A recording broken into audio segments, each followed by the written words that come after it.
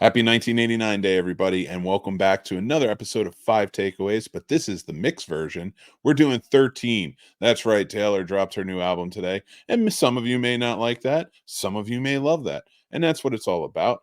But these are 13 of my favorite movies from the year 1989. I figure let's go right down the list and I will talk about them, give a little bit of a backstory of why I love it, and we'll go from there. All right, everybody. So let's start with number 13, Black Rain. That's right. This movie was directed by Ridley Scott. It stars Michael Douglas, Andy Garcia. They are two cops who have to go over to Japan to hunt down a killer who has a trade going on with the States. And it is a bonkers movie. A lot of action, a lot of craziness, very neo-noir. I absolutely love this movie. I thought it was really well done and a different type of thriller for the day. So I think you should definitely check it out if you haven't already. All right, number 12 on my list, The Burbs, one of my all-time favorites. I absolutely love The Burbs. I think it's a great blend of horror and comedy. Tom Hanks is in top form in this one. Bruce Dern is great. The whole cast, everybody all together. And of course, the lovely Carrie Fisher was just truly fantastic. And her facial cues and body language in that movie play great comedy. I love it. If you haven't seen it, it's a must watch. Definitely check it out. All right, number 11 on my list, Harlem Nights. This is generational comedy at its finest, playing perfectly together. Eddie Murphy, Richard Pryor, Red Fox, and so many more. Recognizable faces all the way throughout. This is a great movie, great gangster movie, fun comedy, but really good drama. The whole thing just really plays well together, and it shows you a great way to mix comedy and drama in the right ways. All right, number 10 on my list, Roadhouse. You can't go too far without seeing Patrick Swayze rip some guy's throat out, right? Roadhouse is a bonkers movie that makes no sense, but I'm so glad it exists, and I think it should exist in many forms. I want a Roadhouse play. I want a Roadhouse radio show. I want a Roadhouse television show. All of it's crazy. I just wish Patrick Swayze could have been a part of it because he was truly great in it. I love this movie. I will watch it whenever it's on because it's just one of those movies you can turn your brain off, you can watch it and have a good time. All of these movies are a really good time. That's why 1989 ruled. All right, let's get to number 9 on my list. That's right, Weekend at Bernie's. Now we're talking great times. Weekend at Bernie's is a lot of fun. If you haven't seen it, absolutely get out there. Their boss dies. Terry Kaiser did a great job as Bernie in this movie, having to play a lifeless body throughout, being animated by the two guys who are taking over his beach house. Absolutely love this. Definitely check it out. Getting a little more serious for number 8, Field of Dreams. Field of Dreams is one that resonates me really well. I like it a lot. The father scene, want to have a catch. It hits you right in the feels. But the whole movie is wonderful. It's a great story of family and friendship and believing in each other. And throughout, trusting your instincts. It just has a lot of great themes to it. So great movie from 1989. Kevin Costner and James Earl Jones did fantastic in it.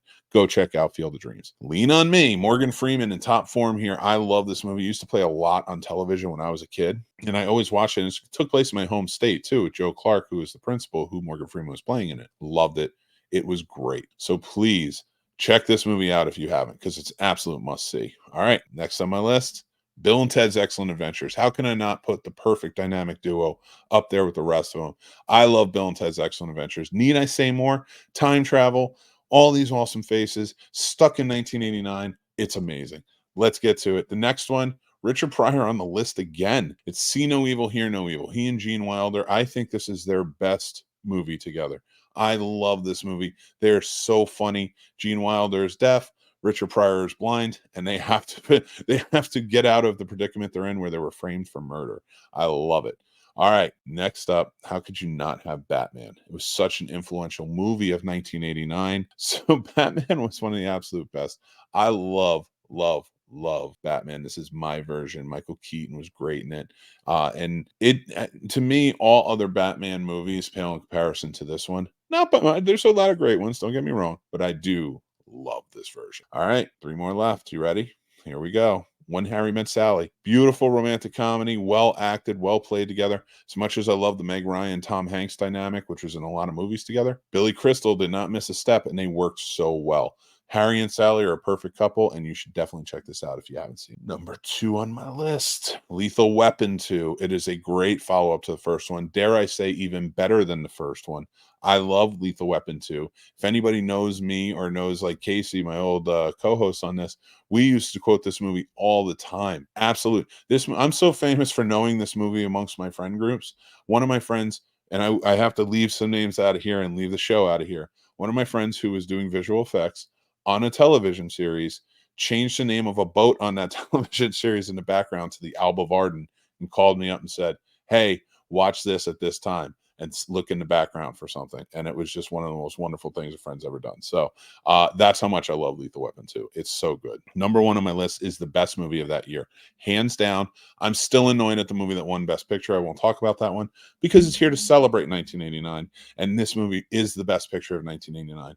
Do the Right Thing. My number 1 with a bullet. I love this movie. It is great. So well acted.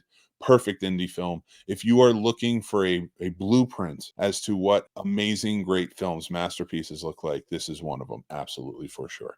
And that's my top 13 movies of 1989. So if you are celebrating the new album coming out, good on you, Swifties. I'm happy for you. If you're not, hopefully you're celebrating. That is fun times, and there's great movies out there to watch. And hopefully these are 13 that you'll go check out. Thank you guys for watching. Thank you guys for being a part of this. Thank you for our sponsors of this video, StubHub. If you're going to go get your tickets for Taylor or something else, like a sporting event or anything else, go get them on StubHub. I've never had an issue. I love it. Our affiliate link is down below. Truly appreciate you. If you guys like my shirt, we have these shirts. Well, actually, we have the new design. This is the old classic design on our snobsmerch.com, but we have the new design up. I think it's even better. Go check it out. We have tons of other designs too, movie inspired, TV inspired, and all the way through. Guys, I truly appreciate you watching. Remember to like, follow, hit subscribe, hit the bell so you know when the next episode of this and more come out. Until then, be kind, stay groovy, and I will talk to you very soon. Take care.